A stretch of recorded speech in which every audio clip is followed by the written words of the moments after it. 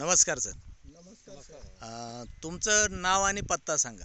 अवचितराव गोपाळा सोन्ने, हां.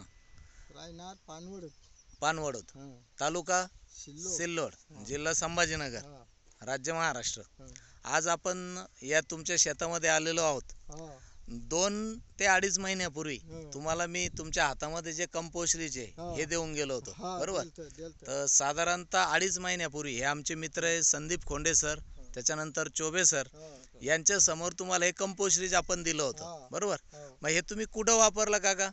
ते याच्यात उखाड्यात वापरलं. शेणखताच्या उकिड्यावर वापरलं. हां, हे साधारणतः या रस्त्याच्या कडेला हां, एक मोठा ढिगारा होता, हां, त्या ढिगाऱ्यावर आपण हे वापरलं वापरलं होतं, होतं. बरोबर. हां, अच्छा, ते वापरल्यानंतर आज साधारणतः 4 एप्रिल हां, 2023 हा वार आहे. हां, मग त्याच्यानंतर तुम्ही तो ढिगारा काढला काढला. आणि इथं शेतामध्ये पांगवला, बरोबर. हां, या ठिकाणी बघा शेतकरी मित्रांनो, आपण बघू शकतो की संपूर्ण शेतामध्ये हा शेणखताचा ढिगारा पांगवलेला आहे. तर हे कंपोस्टरीज आपण आपल्या शेणखताच्या उकिड्यावर वापरलं, त्याच्यानंतर तुम्हाला काय फरक वाटतो? म्हणजे त्याच्यात बारीक म्हणजे शितोडवानी ते समजा फरक पडतो. अच्छा, गांडूळ तयार झाले. गांडूळ आ- तयार झाले. आता ही जी काही माहिती आहे हां, तुम्हाला आमच्या चोबे सरांनी दिली होती. नमस्कार सर. बरोबर सर. 2 महिन्यापूर्वी आपण जेव्हा यांना हे प्रोडक्ट दिलं होतं, त्यावेळेस तुम्हाला वाटलं होतं की त्याचा असा रिझल्ट लागेल म्हणून? नाही. आणि तुम्हाला या प्रोडक्टची माहिती कोणी दिली? आमचे भाऊ आहे संदीप खोंडे सर. सर नमस्कार. सर. नमस्कार. नमस्कार सर.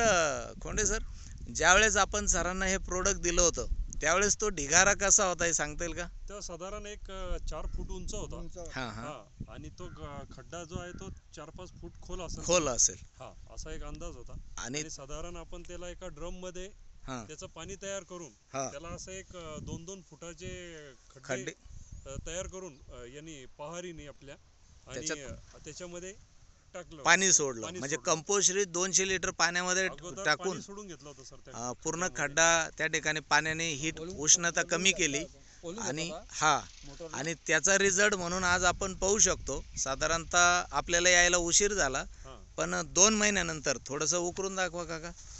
हां. तर आपल्याला या ठिकाणी लक्षात येईल का पूर्ण खत असं भुसभुशीत तयार झालं, ज्याला एक गांडूळ खत आपण म्हणतो. अशा पद्धतीनं बघा शेतकरी मित्रांनो, या ठिकाणी हे जे काही खत तयार झालं हे 100% गांडूळ खत तयार झालं. आणि याच्यामध्ये गांडुळांची संख्या वाढली का? संख्या वाढली. फक्त एकच नाही तर अशा अनेक प्रकारचे या ठिकाणी जे शेतामध्ये हे खत पांगवलेलं आहे. तर या ठिकाणी आपण बघू शकतो प्रत्येक ठिकाणी जे खताची क्वालिटी आहे, या ठिकाणी संपूर्ण जनावरांचं जे काही खाद्य होतं, मकाचं वगैरे ते खाद्य, ते मकाच्या खाद्याची 100% या ठिकाणी गांडूळ खतामध्ये रूपांतर झालेलं आहे. आणि हाच खरा धन्वंतरीचा अनुभव आहे. हेच खरा धन्वंतरीचा अनुभव आपल्याला या ठिकाणी बघायला मिळतो. तर सर एकंदरीत या रिझल्टबद्दल तुम्हाला काय वाटतं? हे सर एकदम चांगलं वाटतं आणि प्रत्येकाने वापराव.